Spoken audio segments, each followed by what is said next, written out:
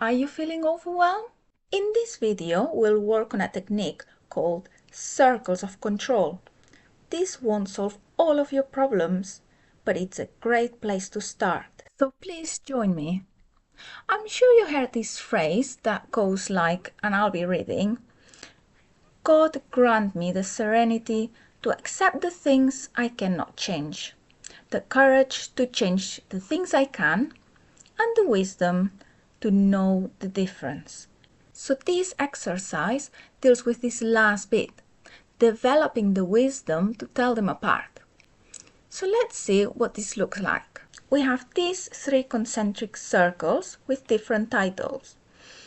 In each of these circles, we'll write things that we think fit into each of these categories.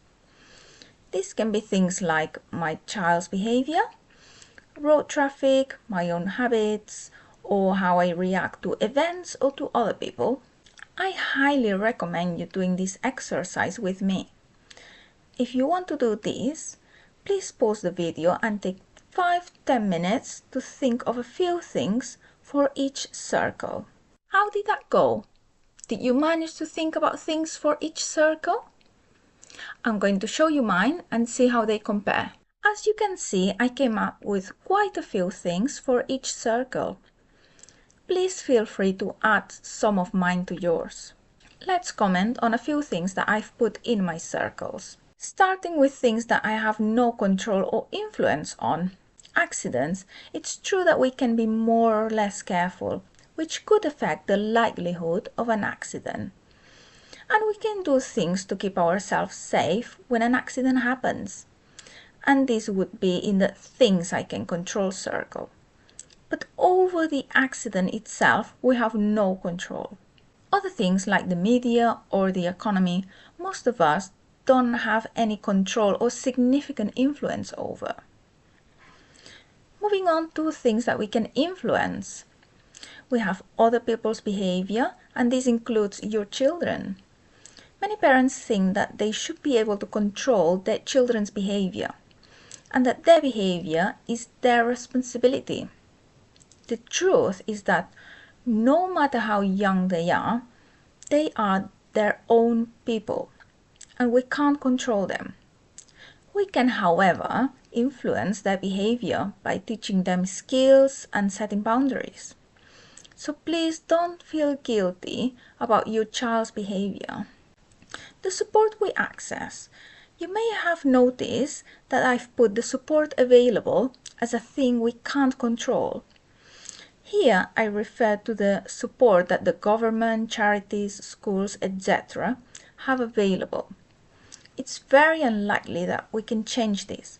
However, within that, we can take the steps to advocate for ourselves or our children to access the support that we are entitled to, which is something we have control over. And this will influence the support that we actually get. I hope this makes sense. Let's move on to things that we can control now. The food we offer our children. Please note that I haven't said what our children eat, because they are their own people. We have no control over what they will actually eat.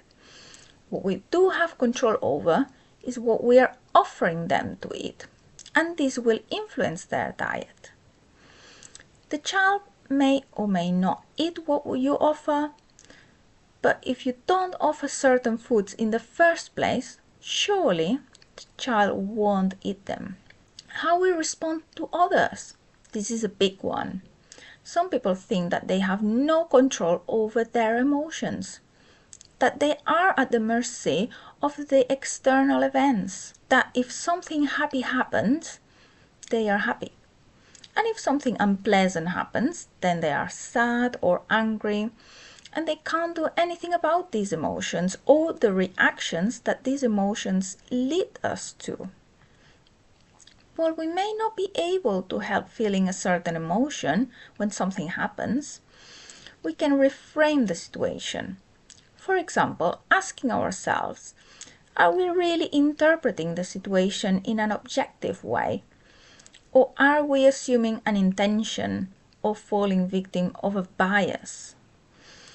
We may feel, for example, angry when someone is rude to us, but we can choose to shout at them, or to walk away, or to take a moment to settle ourselves and then address that person in an assertive way. So we are in control of how we respond to others. But it takes some practice to do this in a wise way, and we won't always get it right. I'll stop here because we'd be here all day if I was to comment on every single thing. If there are any things in my circles that you'd like me to clarify, please let me know in the comments. And lastly, I have one last image to show you as a final reflection.